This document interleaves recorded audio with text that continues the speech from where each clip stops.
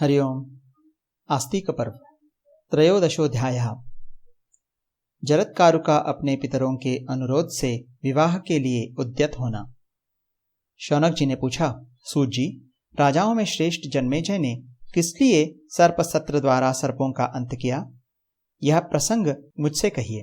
सूत नंदन, इस विषय की सब बातों का यथार्थ रूप से वर्णन कीजिए। जप यज्ञ करने वाले पुरुषों में श्रेष्ठ विप्रवर आस्तिक ने किस लिए सर्पों को प्रज्वलित अग्नि में जलने से बचाया, और वे राजा जन्मेजय जिन्होंने सर्प सत्र का आयोजन किया था किसके पुत्र थे, तथा द्विज शिरोमणि आस्तिक भी किसके पुत्र थे, यह मुझे बताइए। उग्रश्रवा जी ने कहा, ब्राह्मण, आस्तिक का उपाख्यान बहुत बड़ा है, वक्ताओं में श्रेष्ठ। यह प्रसंग जैसे कहा जाता है वह सब पूरा पूरा सुनो। शौनक जी ने कहा, सूतनंदन, पुरातन ऋषि एवं यशस्वी ब्राह्मण आस्तिक की इस मनोरम कथा को मैं पूर्ण रूप से सुनना चाहता हूँ। उग्रश्रवा जी ने कहा, शौनक जी, ब्राह्मण लोग इस इतिहास को बहुत पुराना बताते हैं।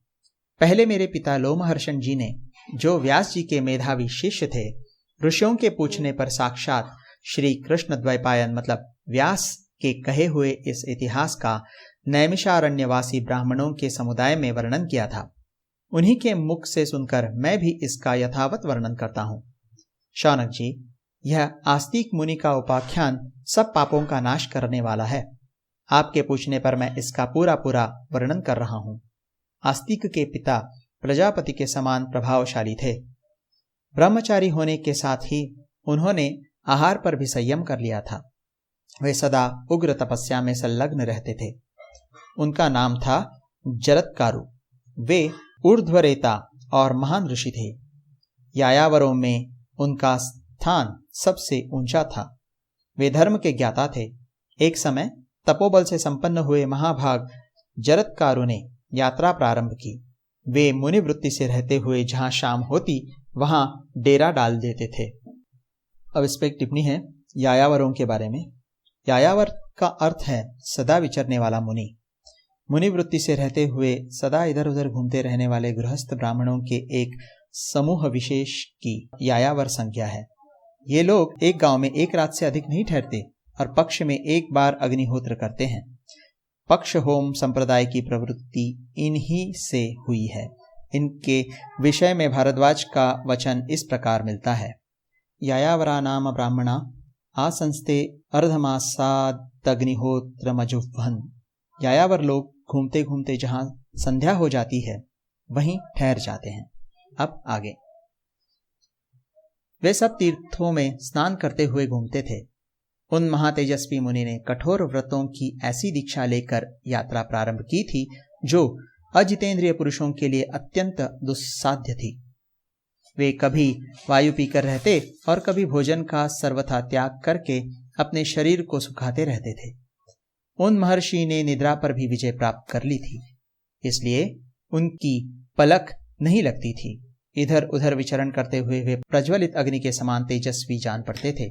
घूमते घूमते किसी समय उन्होंने अपने पितामहों को देखा, जो ऊपर को पैर और नीचे को सिर किए एक विशाल गड्ढे में लटक रहे थे।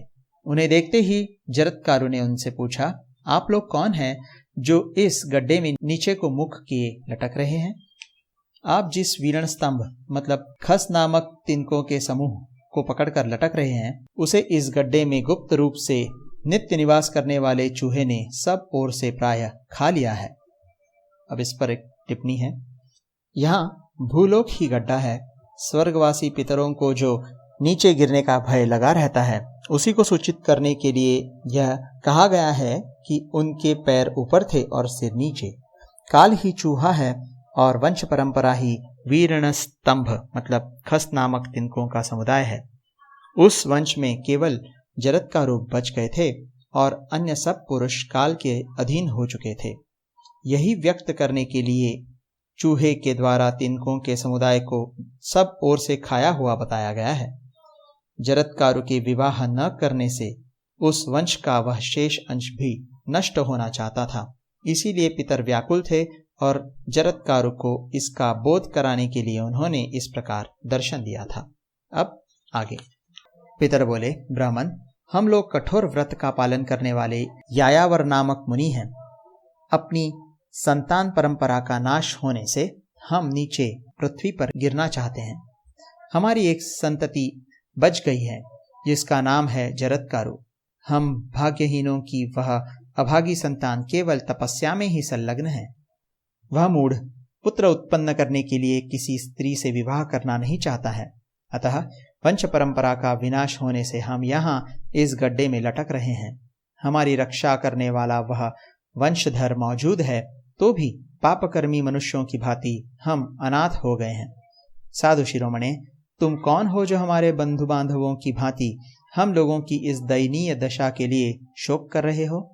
ब्राह्मण, हम यह जानना चाहते हैं कि तुम कौन हो जो आत्मीय की भांति यहाँ हमारे पास खड़े हो। सत्पुरुषों में श्रेष्ठ, हम शोचनीय प्राणियों के लिए तुम क्यों शोक मग्न होते हो? जरत्कारु ने कहा, महात्माओं, आप लोग मेरे ही पितामह और पूर्वज पितृगण है। स्वयं मैं ही जरत्कारु हूँ। बताइए, आज आपकी क्या सेवा करूं? पितर बोले, तात, तुम हमारे कुल की संतान परंपरा को बनाए रखने के लिए निरंतर यत्नशील रहकर विवाह के लिए प्रयत्न करो। प्रभो, तुम अपने लिए, हमारे लिए अथवा धर्म का पालन हो, इस उद्देश्य से पुत्र की उत्पत्ति के लिए यत्न करो। तात, पुत्र वाले मनुष्य ही इस लोक में जिस उत्तम गति को प्राप्त होते हैं उसे अन्य लोग धर्मानुकूल फल देने वाले भली भांति संचित किए हुए तप से भी नहीं पाते। अतः बेटा, तुम हमारी आज्ञा से विवाह करने का प्रयत्न करो और संतानोत्पादन की ओर ध्यान दो। यही हमारे लिए सर्वोत्तम हित की बात होगी।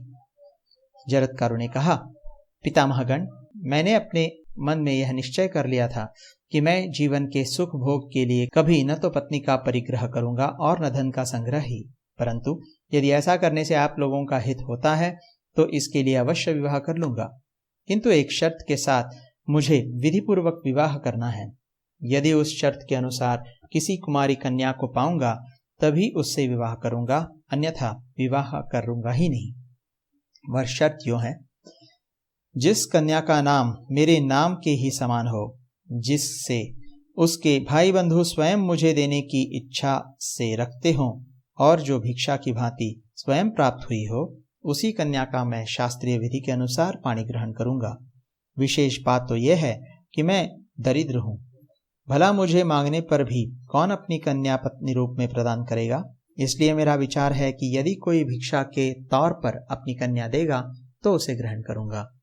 पितामहो, मैं इसी प्रकार इसी विधि से विवाह के लिए सदा प्रयत्न करता रहूंगा, इसके विपरीत कुछ नहीं करूंगा। इस प्रकार मिली हुई पत्नी के गर्भ से यदि कोई प्राणी जन्म लेगा तो वह आप लोगों का उद्धार करेगा। अतः आप मेरे पितर अपने सनातन स्थान पर जाकर वहां प्रसन्नता पूर्वक रहें। इस प्रकार श्री महाभारत आदि पर्व के अंतर्गत आस्तिक पर्व में जरत्कारु तथा उनके पितरों का संवाद नामक 13वां अध्याय पूरा हुआ।